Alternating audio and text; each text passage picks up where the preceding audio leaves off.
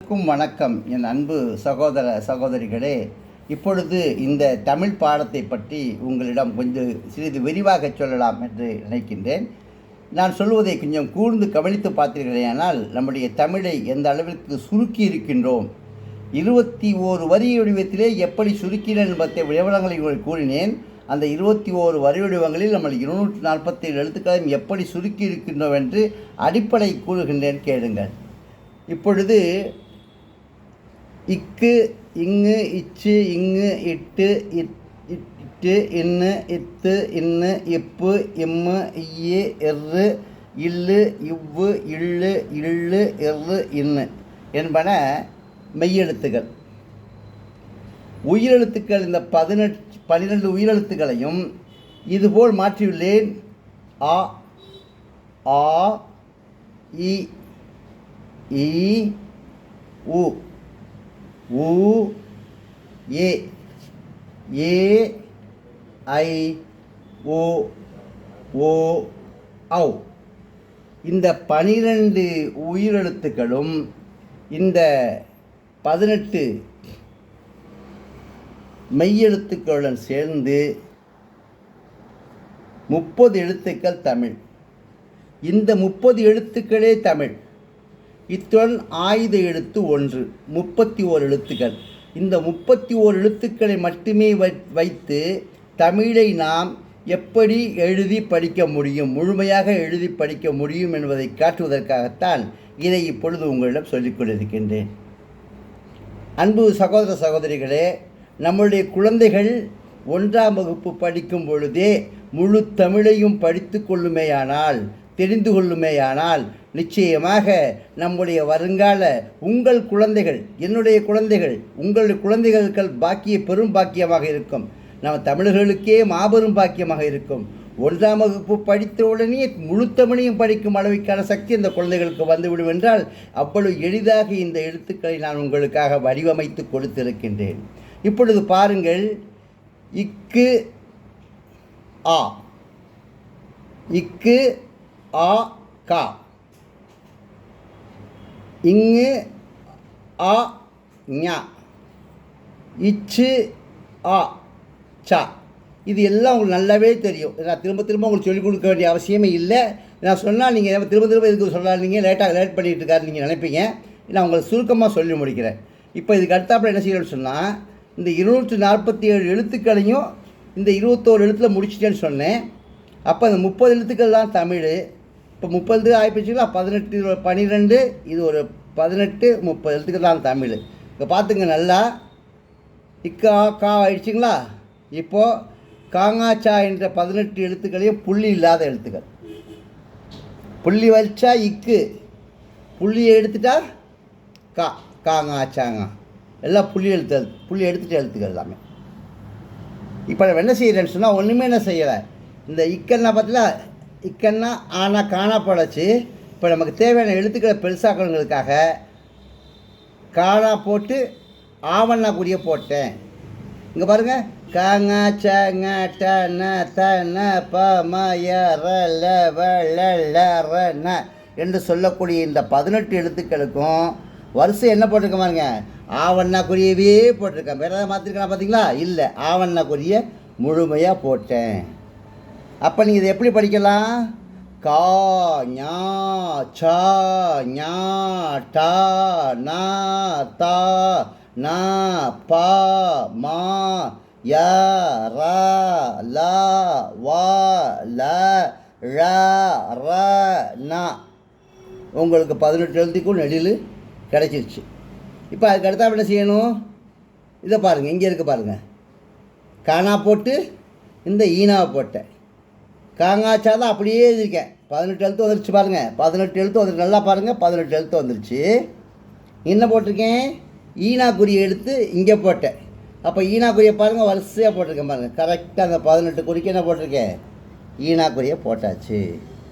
அப்போது கீ, கா போட்டு ஈ போட்டு கீ. அப்போது கீனாங்கிறதுக்கு கீ, நீ, சி, நீ, டி, நீ, தி, நீ, பி, மீ, ஈ, ரி, லி, வி, லி, லி, ரி, நீ. இந்த 17 எழுத்தையும் பார்த்துக்கிட்டீங்க நீங்கள். இப்போ அதே மாதிரி பாருங்கள், ஈயன்னா குறி. அப்போது கா போட்டாச்சு, ஈயனா போட்டாச்சு. கீ நீ சீ நீ டீ நீ தீ நீ பி மீ ஈ ரீ லீ வி ழீ லீ ரீ நீ. இப்போ உங்களுக்கு நல்லா புரியும்னு நினைக்கிறேன். இப்போ பாருங்கள், எல்லாமே பாருங்கள், இந்த எழுத்துக்கள் முழுவதுமாக சொல்லணும்னா இது உங்களுக்கு புரிஞ்சிருக்கும், நல்லா புரிஞ்சிருப்பீங்க நீங்கள். ஆனால் முழுவதுமாக சொல்லணும்னாலும் சொல்லிக்கிட்டே இருக்கலாம். நான் நாளைக்கு சொல்லிக் கொடுக்குறேன், இல்லை முழுமையாக சொல்லலாம் சொல்லி வைக்கிறேன், இன்னும் பிள்ளைங்களை சொல்லிக் கொடுக்குற மாதிரி. இப்போ நீங்கள் புரிஞ்சுக்கணும், நல்லா புரிந்து கொண்ட அனைத்து ஆசிரியர் பெருமக்களும், அனைத்து தமிழ் சான்றோர்களும் ஆன்றோர்களும் அனைவருக்கும் நான் அவங்கள கையெடுத்து கும்பிடுறேன். உங்கள் அனைத்தை கேட்கக்கூடிய கேள்வி தான், இதை எடுத்து நம்மளுடைய தமிழ் செல்வங்களுக்கு சொல்லுங்கள், தமிழ் குழந்தைகளுக்கு எடுத்து சொல்லுங்கள், தமிழிருந்த கற்றவர்களுக்கு சொல்லுங்கள். நிச்சயமாக அவங்க ஏற்றுக்குருவாங்க. இதை நல்லா பாருங்கள். அப்போது இந்த எழுத்தாதிரி அதே மாதிரி கா போட்டாச்சு, ஊனா போட்டிருக்கோம். கா போட்டு ஊனாவை இங்கே போட்டோம். அப்போ என்னாச்சு? கு ஞு சு ஞு டு நு து நு பு மு யு ரு லு உ ழு ழு ரு நு. அதே மாதிரியே கு ஞு சு ஞு டு நு து நு பு மு யு ரு லு லு ரு லு நோ. இப்போ பார்த்துக்கிட்டீங்க நீங்கள் எல்லாத்தையுமே. இப்போ எல்லா எழுத்தையும் நிச்சயமாக அப்படியே எல்லா எழுத்துக்களையும் உங்களால் படிக்க முடியும். இதுதான் இந்த எழுத்து. இப்போ இந்த எழுத்துக்களில் முக்கியமாக அணிஞ்சிருக்கோம். இங்கே பாருங்கள், மேலே பாருங்கள், ஆ. இது ஆ குறி. ஆ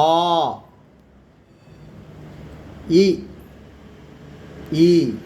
ஆனாவை இப்படி போட்டிருக்கோம், ஆவனை அப்படியே மாற்றி போட்டிருக்கோம், ஈனாவை கீழே போட்டிருக்கோம், ஈயன்னாவை இப்படி போட்டிருக்கோம். புரியுதுங்களா?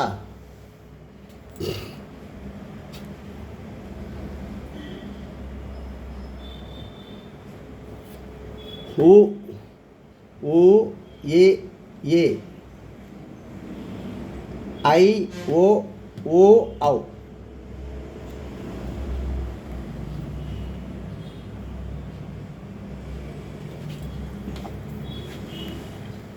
இந்த இடத்துல அழிஞ்சிருக்கு இல்லையா?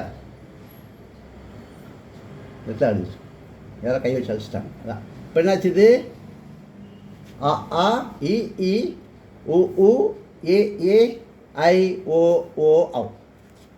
இந்த நாளையும் முதல் நான்குன்னு சொல்கிறோம், இந்த நாளையும் இடை நான்குன்னு சொல்கிறோம், இந்த நாளையும் கடை நான்குன்னு சொல்கிறோம். அப்போது இந்த ஒரே எழுத்துக்கள் பாருங்கள், ஆ உ ஐ, ஆ உ ஐ என்று சொல்லக்கூடிய இந்த 3 எழுத்துக்கள் தான் தமிழுடைய முக்கிய முதல் 3 எழுத்துக்கள். தமிழின் முக்கிய முதல் 3 எழுத்துக்கள் ஆ உ ஐ. இந்த ஆங்கிற எழுத்து 4ஆ வந்திருக்கு, இந்த ஆங்கிற எழுத்து 4ஆ வந்திருக்கு, இந்த ஊங்கிற எழுத்து 4ஆ வந்துடுச்சு, இந்த ஐங்கிற எழுத்து 4ஆ வந்துடுச்சு. நல்லா பார்த்துக்கலாம். இந்த ஒரு 3 எழுத்துக்கள் 12 எழுத்துக்களாக மாறிவிட்டன.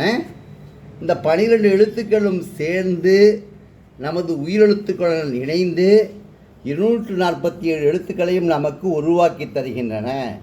இதை 1ஆம் வகுப்பு படிக்கும் குழந்தைக்கு நாம் கொடுத்தால் படிக்குமா படிக்காதா, எளிதாக தெரிந்து கொள்ள முடியுமா முடியாதா? என் அன்பு சான்றோர்களே, நீங்கள் நன்கு இதை பற்றி ஒரு கூடி பேசி உங்களுடைய விவாதங்களை நீங்கள் ஏற்படுத்தி உங்களுக்குள் நீங்கள் நம்ம தமிழ் அனைவரும் தமிழை கற்றுக்கொள்ள வேண்டும் என்று நீங்கள் ஒரே எண்ணத்துடன் எனக்கு உதவி செய்வீர்கள் என்று நம்புகின்றேன். மேலும் புதுமை தமிழ் என்று சொல்லக்கூடிய புதுமை தமிழ் பாருங்க, P P U T H U M A I Puthumai Tamil TAMIL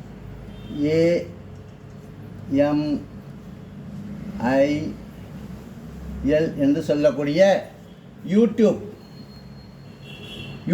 சேனலை பார்த்து இன்னும் விவரங்களை அறிந்து எனக்கு ஆதரவு தரும்படி உங்கள் அனைவரையும் கேட்டுக்கொள்கின்றேன்.